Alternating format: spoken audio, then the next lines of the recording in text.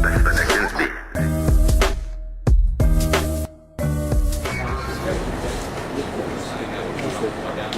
come through there, the one thing they never see are things like this. So you see on the other side, the wall, you have no idea this is here. So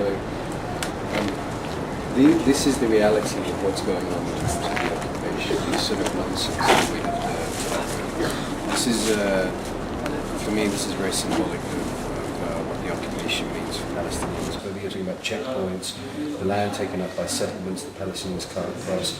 We can only cross from one village to the next with a special permit which takes months and usually is not forthcoming. All of these things, the wall that stops farmers from accessing their land, separates Palestinians from Palestinians, these things all render free movement of trade and labour mobility impossible. What you had before the sort of the current system of closures was that a significant proportion of Palestinians worked as second-class labourers in Israel. Israel exploited Palestinian labour. And Israel sealed off its borders and almost ground to a halt working permits for Palestinians in Israel. So it won't let us out of the occupied territory. It won't allow us to move goods and people freely to build our own economy. And it uses its control over all the borders to flood us with all of its products. We're a captive market for it. I mean, it exploits us economically in every way, shape and form you can imagine. Has it got an interest in maintaining the de-development of Palestine? Absolutely. Absolutely. تروح شوف عندها شو صار فيها بتكون ناطرتني بس بدك تنزلي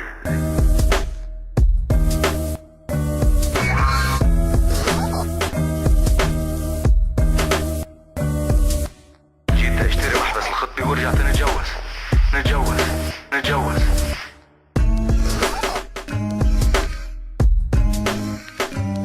When we displaced from our homeland, our grandfathers came here under the sun, under the trees, the same conditions for at least 2 years.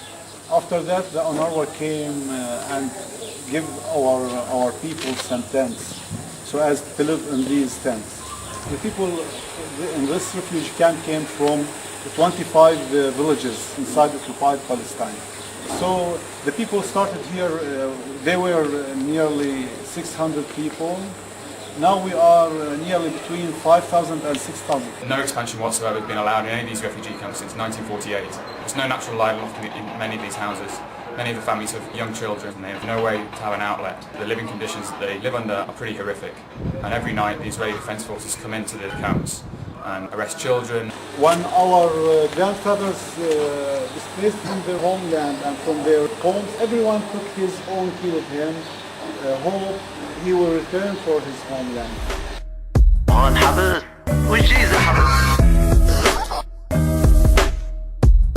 We've just come out from a 2-hour presentation at one of the UN relief agencies that's coordinating humanitarian relief.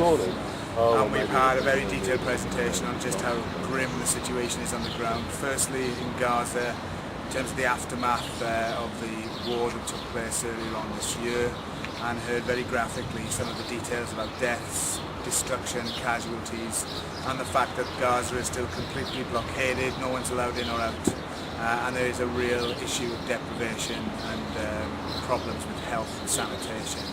We've also talked about some of the things we've already witnessed ourselves, the wall, the sort of encirclement of Palestinian areas on the West Bank, the fact that many of the roads can now only be used by settlers, all of which is making a lasting peace much, much more difficult.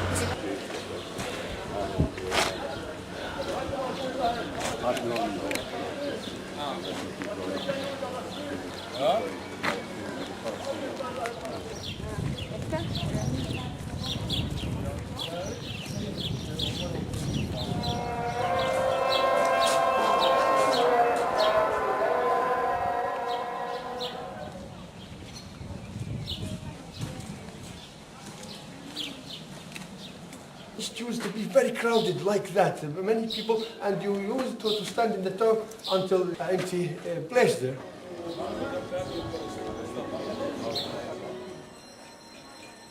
If you move in the other part of the city, you will see that the old market is covered by fences.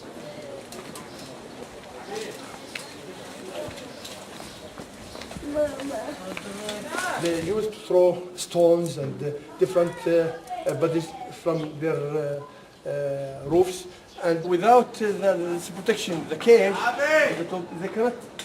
No one can move here. You see the bridge here to connect the two. واحد قبل 5 سنين ضربوه حديد براسه وضل براسه وشوه.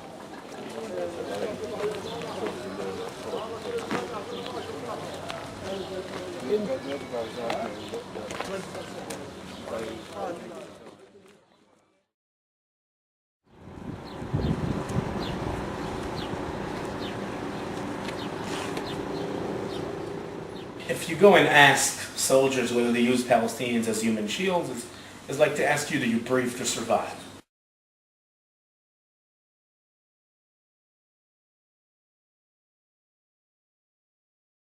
There's different forms of using Palestinians as human shields. The most well-known is what we call Nol Shachen, a neighbor procedure. You come to arrest a person, you surround the house, knock on the door of one of the neighbors, grab one of the neighbors, put him in front of the force, and set him first into the house. So if they would open fire, the wanted person you want, if he will open fire, it will open on his neighbor, he'll be killed.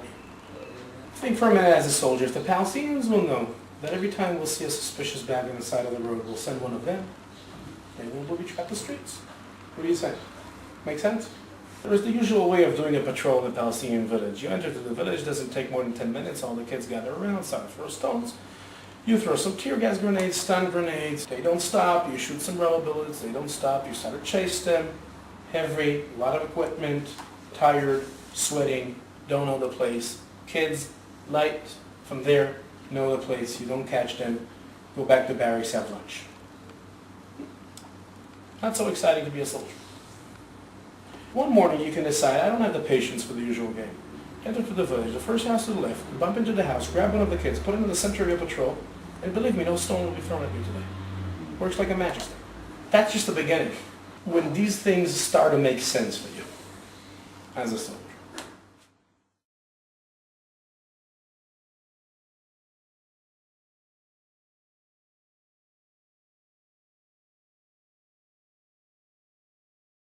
After some stone throwing on settler cars, the idea of entering the village around 2, 3 o'clock at night, turned the school into an interrogation facility, started collecting all the men in the village above the age of 13, 14, handcuffed, blindfold, brought them to the school, searched house by house, a lot of destruction of property.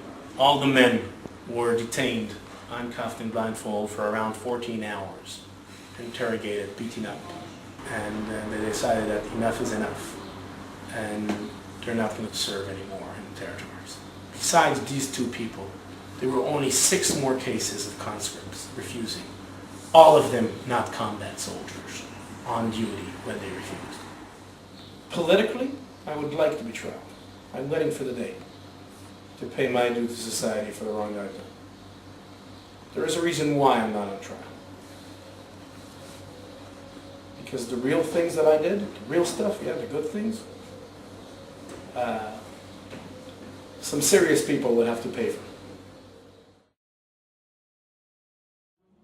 No, the car is in the checkpoint. 1 minute should be out inside.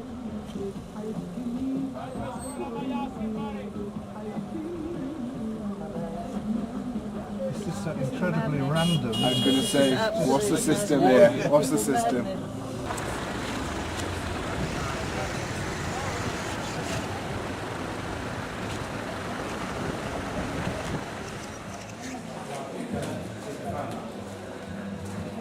We're being taken now around the old city of Nablus, which is over 500 years old, by Fatih from the Palestinian trade unions. And he's been telling us that in 2002 the Israelis invaded Nablus with 100